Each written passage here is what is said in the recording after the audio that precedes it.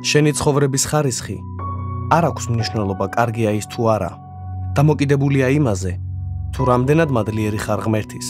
ის, თუ რამდენად ბედნიერნი ვართ, დამოკიდებულია ჩვენზე, თუ როგორ ვუყურებთ ცხოვრებას. მოდით შევხედოთ ვარდის ბუჩქს.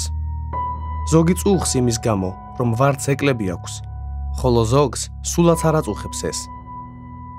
ყველაფერი ადამიანის აღქმაზეა დამოკიდებული. ცხოვრება ხანმოკლეა, ჩვენ გარკვეული დროით მოვდივართ ამ ქვეყნად. თუ გსურთ, რომ ბედნიერი იყოთ, აუცილებელია გახსოვდეთ ერთი რამ. მადლიერება. მართლაც, ადამიანი, რომელსაც ყოველი წვრილმანიც კი აბედნიერებს, მეტად ხალისიანია. თუმცა უმადურნი ასე არ არიან. ისინი ყოველთვის მიტოვებულად და საცოდავად გრძნობენ თავს. ადამიანის ყველაზე დიდი მტერი მისივე ენაა. მოციქული იაკობი გვეუბნება. ენა ჩვენ სასოებს შორისაა მოთავსებული. იგია მთელი სხეულის წამბილწავი და ჩვენი დაბადების ბორბლის აღმაგზნებელი. თვით აღგზნებულია ჯოჯოხეთისგან.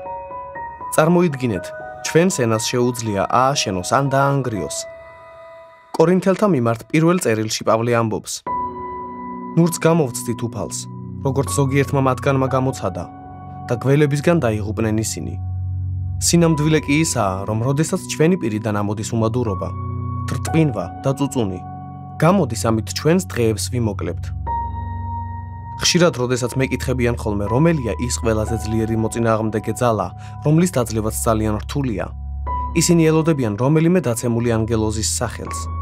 თუმცა ამაზე მხოლოდ ერთი პასუხი მაქვს: უმადურობა. თავს თვითონ ვინადგურებთ, როდესაც უკმაყოფილებას ვეძლევით. ხოლო მაშინ, როცა მადლიერებას გამოვხატავთ, ჩვენი სულიერი ზრდაც იწყება. სწორედ ამას ამბობს მეფსალმუნე დავითი. სიხარულით ემსახურეთ უფალს. მიდით მის წინაშე სიმღერით. მადლიერებით შედით მის კარიბჭეში და ქებით მის ეზოებში. მადლობდეთ მას და აკურთხეთ მისი სახელი, რადგან კარგია უფალი. საუკუნოა მისი წყალობა და თაობიდან თაობამდეა მისი ერთგულება.